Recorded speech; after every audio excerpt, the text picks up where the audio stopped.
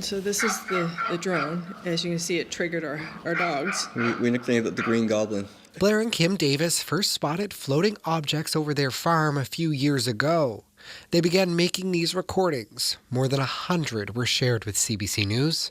They feel harassed and paranoid, wondering why somebody is always over top of their property. Despite reporting the incidents to Transport Canada and RCMP, the nighttime flights haven't stopped.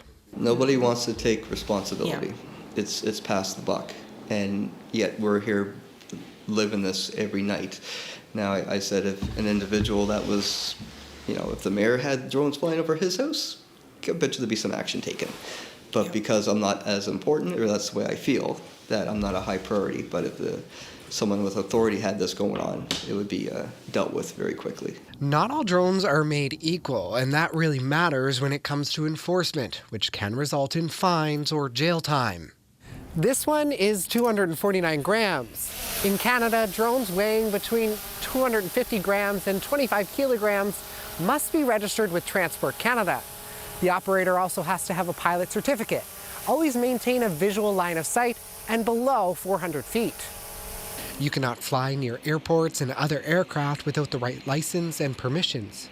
Pilots also have to respect relevant sections of the criminal code and follow privacy guidelines.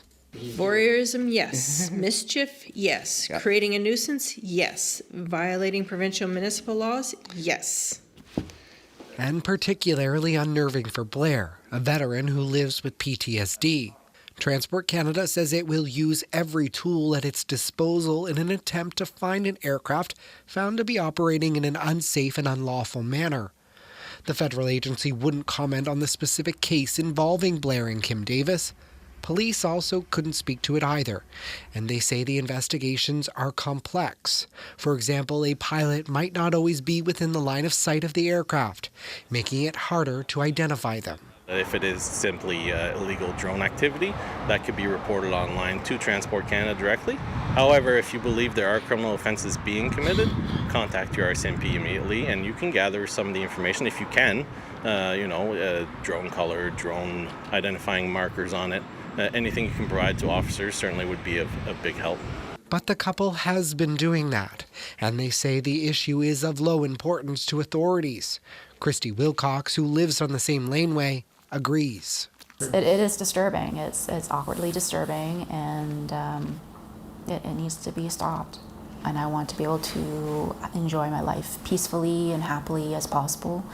And our neighbors, we have a great community here, and we all want the same thing: peace, happiness, successful with our own businesses and helping one another. A 3-year peace bond was ordered in May 2023 against the person they believe is operating the drones. They believe the person has also been setting off fireworks and using firearms too, which Blair says is triggering for his PTSD. The peace bond, however, does not include the use of drones in the area. Luke Ettinger, CBC News, Halifax.